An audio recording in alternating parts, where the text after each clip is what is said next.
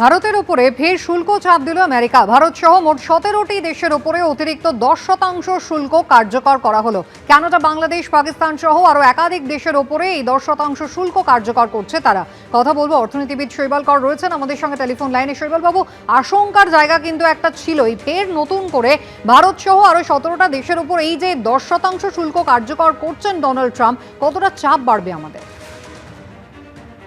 দেখুন, এটা তো আমেরিকার তরফে মাঝে মাঝে করা হচ্ছে, কখনো কখনো বলা হচ্ছে যে আমরা এটা উইথড্র করে নিচ্ছি, যাতে যে যে দেশগুলোর সঙ্গে বাণিজ্যিক সম্পর্ক আছে তাদের খানিকটা জায়গা দেওয়া যায়, পরিসর দেওয়া যায়। কিন্তু নতুন করে শুল্ক বসানোর দুটো কারণ আমার ব্যক্তিগতভাবে মনে হয়।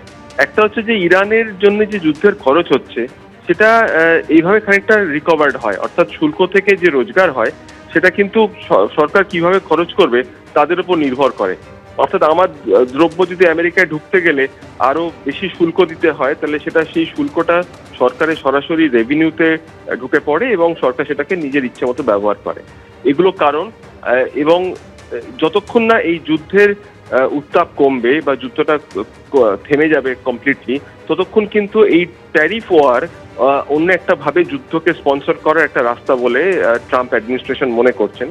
এর ফলে আমাদের মতো দেশের তো ক্ষতি বই কি, কারণ আমাদের যে পণ্যগুলো আমরা বিক্রি করি বিদেশের বাজারে তার দাম বাড়বে। ফলে ভারতের মতো উন্নয়নশীল দেশ, বাংলাদেশ, পাকিস্তান, যাদের উপরেই এই শুল্ক আরোপিত হোক না কেন, তাদের কিন্তু অন্য বাজার খুঁজতে হবে। অর্থাৎ যে ইউরোপের বাজার কিংবা দক্ষিণ আমেরিকার বাজার কিংবা অস্ট্রেলিয়ার বাজার, যেখানে এই ধরনের শুল্কের চাপ নেই, সেরকম জায়গাতে পণ্যকে পাঠানোর ব্যবস্থা করতে হবে যাতে করে আমেরিকাকে অ্যাভয়েড করা যায়। ধন্যবাদ।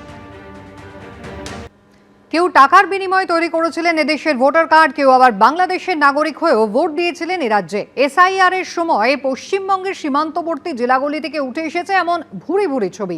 কোনো অনুপ্রবেশকারী আবার স্বীকার করে নিয়েছেন তৃণমূল সরকারের আমলে লক্ষ্মীর ভাণ্ডারের সুবিধে পেয়েছেন। কাকদ্বীপের কয়েকটি এলাকা আবার পরিচিত ছিল বাংলাদেশি কলোনি নামে। এসআইআর চলাকালীন সীমান্ত এলাকায় এটাই ছিল পরিচিত ছবি। বাক্স প্যাটরা গুছিয়ে এভাবেই দেশ ছাড়ার হিড়িক দেখা গেছিল বাংলাদেশিদের একাংশের, যাদের কথা শুনে চমকে উঠেছিল চোখ। ভোট দিয়েছেন? ভোট? হ্যাঁ, ভোট ওই 2-3 বার দেওয়া হয়েছে ভোট। এখানে এখানে আমরা থাকবো বলে এইসবগুলো আমাদের পুরি দিল। এখন আমরা থাকতে পারছি না, এখানে আমাদের তাড়াই দিচ্ছে বলে আমরা বাংলাদেশে যাই।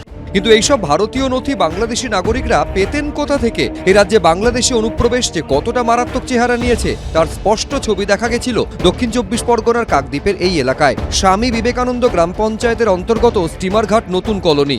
এখানে ম্যাক্সিমাম সবাই বাংলাদেশি, পিছনে এগুলো সব বাংলাদেশি, জঙ্গল ঘেঁষে যেগুলো সেগুলো সব বাংলাদেশি। না হবে 400-500 তো বেশি হবে, 400-500 ফ্যামিলি আছে।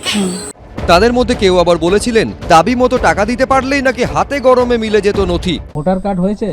হয়নি, পয়সা দাও না তোমার হবে না। 15,000 টাকা দিতে পারবা, 25,000 টাকা দিতে পারবা, নাই তো এইখানে এসে না।